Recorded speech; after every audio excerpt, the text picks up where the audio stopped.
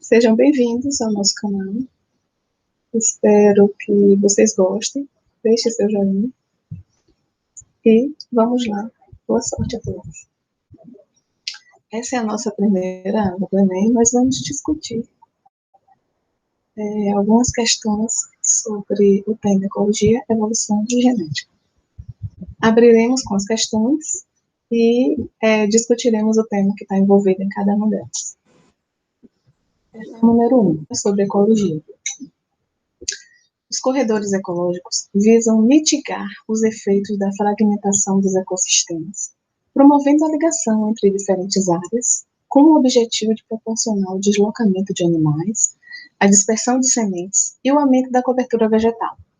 São instruídos com base em informações como estudos sobre o deslocamento de espécies, sua área de vida, área necessária para o suprimento das suas necessidades vitais e reprodutivas e a distribuição das suas populações. Nessa estratégia, a recuperação da biodiversidade é efetiva porque, quando se trata de uma discussão mais ampla sobre as necessidades vitais e reprodutivas do animal, algo que é muito importante é a questão do fluxo gênico, ou seja, a variabilidade genética que se produz quando você tem corredores ecológicos, e esses corredores ecológicos, eles propiciam aos animais eles saírem das suas populações, das suas subpopulações, e migrarem para outras e acasalarem com outros da mesma espécie que tenham uma genética diferente um pouco da deles. Isso aí vai propiciar o fluxo gênico, que é justamente o fluxo gênico que garante a variabilidade genética entre as espécies no planeta. Ou seja, quanto maior a variabilidade genética dentro de uma espécie, maior a probabilidade dessa espécie se manter no planeta. Ok? Então, nessa questão aí, a alternativa correta seria a letra A. Porque quando você discute, você coloca a letra B é intensificar o manejo de espécies. O manejo de espécies é feito pelo homem. Então, é algo artificial.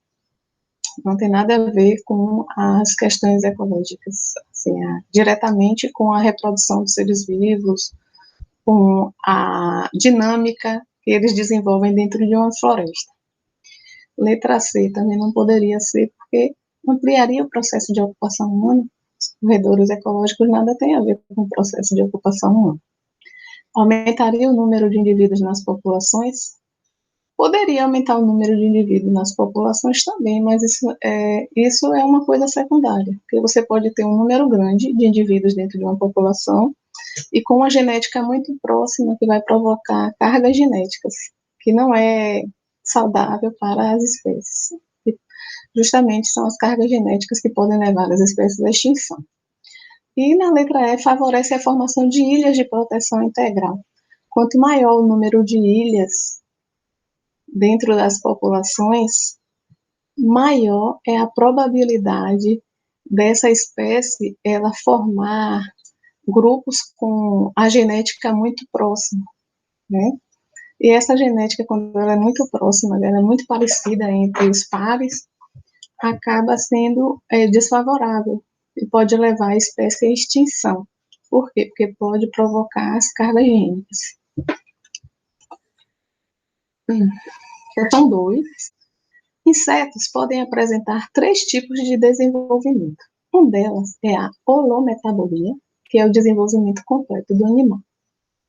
É constituído pelas fases de ovo, de larva, de pupa e produz um adulto sexualmente maduro, que ocupam diversos hábitats.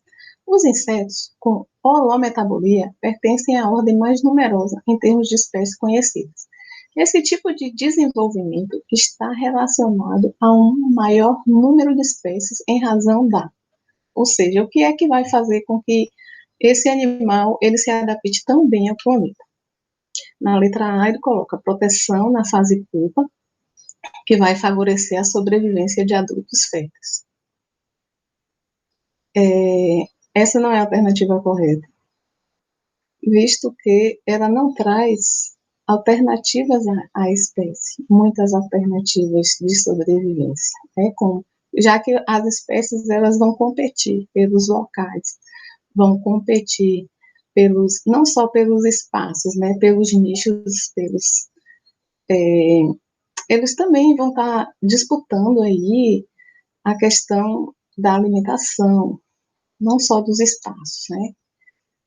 Entre outras discussões ou entre outras situações que eles vão estar desenvolvendo com relação à própria dinâmica de competição entre as espécies. Letra B. A produção de ovos, larvas e pupas vai aumentar o número de adultos? Também isso não vai garantir a diversidade de nichos. E quando uma espécie ela consegue ocupar vários nichos dentro de uma área, ela vai conseguir justamente diminuir a competição dentro do grupo, e isso vai aumentar a chance de sobrevivência de todos eles. Então, a resposta correta seria essa: a exploração de diferentes nichos, que vai evitar a competição entre esses animais da mesma espécie, entre as fases da vida. Ou seja, vamos ter como exemplo uma borboleta.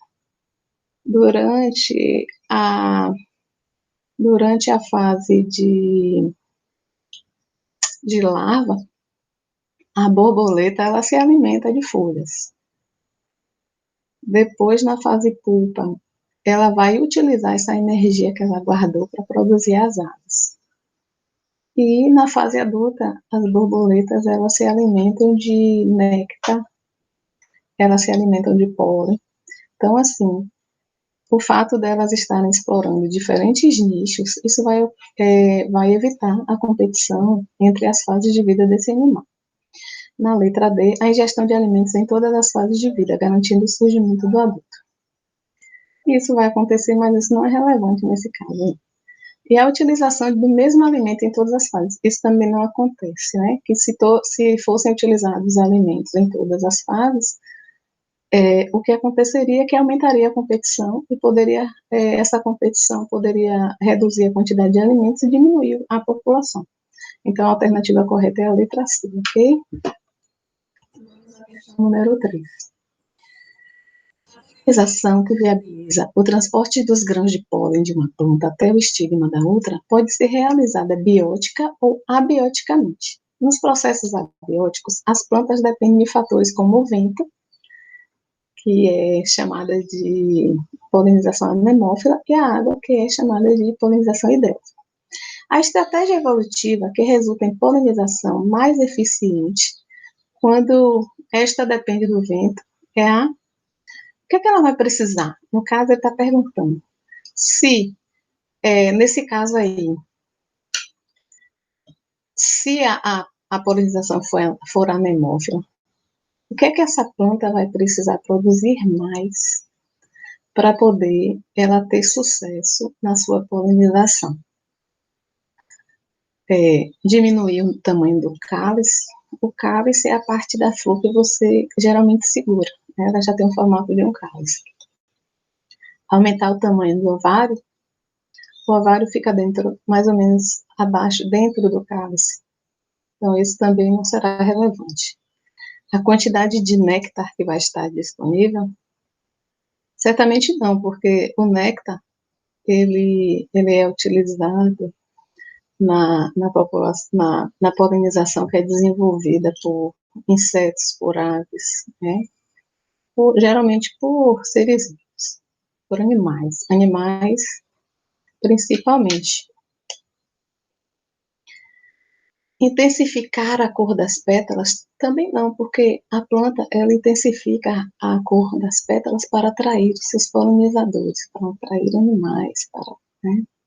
Então, o que seria importante para uma polinização anemófila seria aumentar o número de estames. Quanto maior o número de estames, maior a probabilidade dessa planta, do vento carregar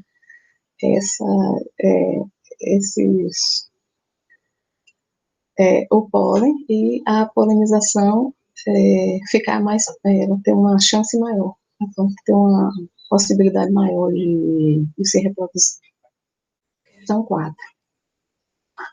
O deserto é um bioma que se localiza em regiões de pouca umidade.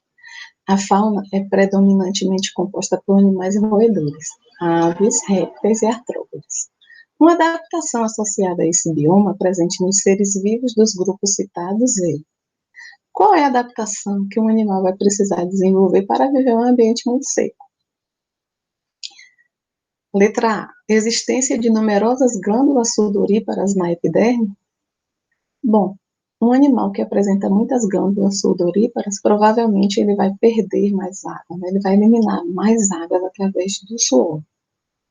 Isso vai fazer com que ele necessite de uma disponibilidade maior de água. Então, não seria essa a alternativa. Letra B. Eliminação de excretas nitrogenadas de forma concentrada. Se o animal ele tem pouca disponibilidade de água, com certeza ele vai precisar eliminar essas excreções tóxicas, que são as excretas nitrogenadas, que é ureia, ácido úrico, entre outros, né? Para que, de forma concentrada, isso vai fazer com que o animal ele elimine menos água. Então, essa seria a alternativa correta. Na letra C, desenvolvimento do embrião no interior de ovo com casca. Desenvolvimento do embrião dentro do ovo com casca. Essa alternativa, ela não é alternativa viável para essa questão, porque ela não está diretamente ligada a essa questão da quantidade de água, da umidade do ar. Letra B, a capacidade de controlar a temperatura do corpo. Quem faz o controle da temperatura do corpo geralmente são mamíferos e aves. Então, isso não se aplicaria a todas essas espécies que ele coloca assim. E a respiração realizada por pulmões foliáceos. Esse tipo de respiração, ele está presente nas aranhas. Então, também não tem nada a ver com essa questão, ok? Uma questão de genética. A terapia celular tem sido amplamente divulgada como revolucionária, por emitir a regeneração de tecidos a partir de células novas. Entretanto, a técnica de se induzirem novas células em tecido para o tratamento de enfermidades em indivíduos já era aplicada em hospitais. Qual era essa técnica que já era aplicada? Né? Aplicada para regenerar tecidos a partir de células novas. Né? É a vacina? Não. Com certeza não é a vacina, né? Porque a vacina ela vai trabalhar com os anticorpos e não com a regeneração de tecidos.